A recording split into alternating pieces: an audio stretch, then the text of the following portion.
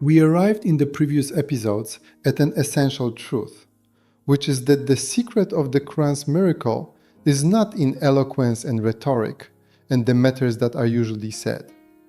Rather, the essence of its miracle manifests in its ability to achieve what it claims and promises, to be a light that guides hearts, a balm that heals souls, and a mercy that transforms the human being from the darkness of misguidance to the light of guidance.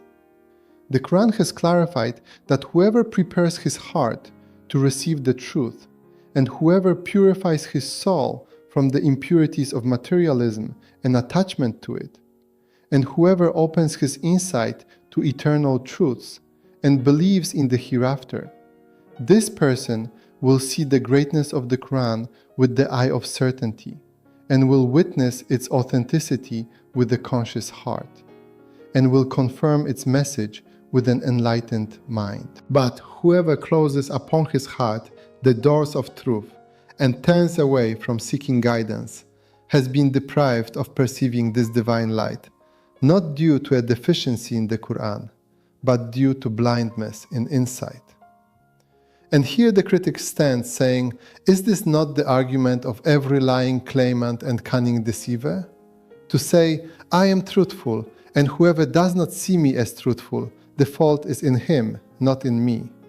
And whoever does not believe me, let him correct himself first. Is this not an escape from presenting evidence and proof? For a real claim must be subject to examination and scrutiny, and must withstand testing and experimentation. So is it true that the Quran flees from the test of verification? And is this objection valid?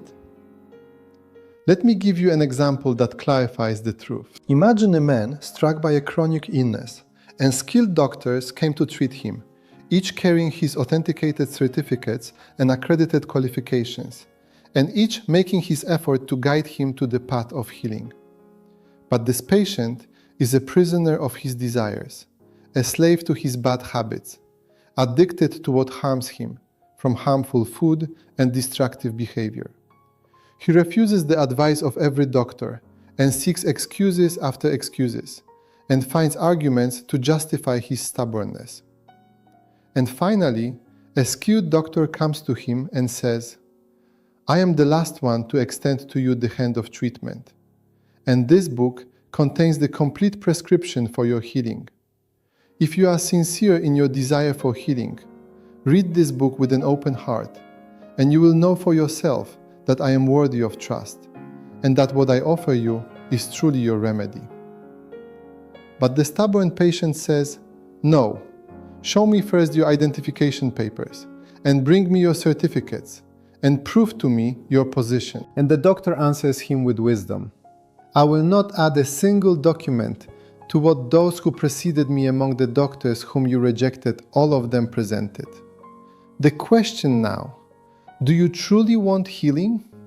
If you are sincere, try the treatment yourself. But if you refuse and remain in your illness and become blind to seeing the treatment that is before you, then know that the problem is not in the treatment, but in your lost will for healing. And when we pay attention to the background of the story in this example, we say, is this not the wisest way to deal with someone who insisted on stubbornness after rejecting all proof? Is this not sound logic and profound wisdom? And exactly so is the case with the Quran. Human history is full of stories of prophets who came with clear signs and dazzling miracles.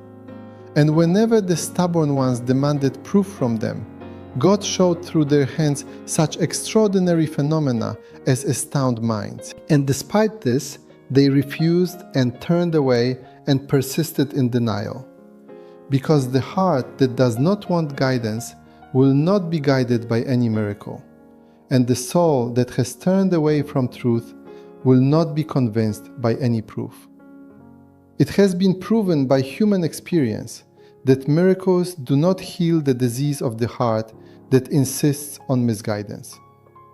And from here, the Quran says clearly, whoever does not understand my authenticity, Let him search for the problem in himself, not in me. And this is not arrogance nor cunning, but is the bitter truth that human experience tells throughout the ages. But someone might ask, what if a cunning deceiver comes and argues with the same argument and says, I am a doctor, and whoever does not believe me, the fault is in him? How do we distinguish the truthful from the false? And the answer is that we trust the one in whom three clear signs without ambiguity are found. The first sign, integrity of intention, that we are certain that he does not seek personal benefit and does not want worldly gain, and does not aspire to glory or wealth. Rather, he is sincere in his call, offering his time and effort without requesting a reward. The second sign, consistency of the message, and that what he says is in harmony with what the doctors before him brought, not contradictory to it. The third sign, his openness to examination and scrutiny, and that he does not prevent people from research and contemplation and comparison and testing, but invites them to that and encourages them to it. And look how these three signs manifest in the Noble Quran in the clearest form. As for integrity of intention, the Quran has declared in multiple verses, say, I ask you no reward for it.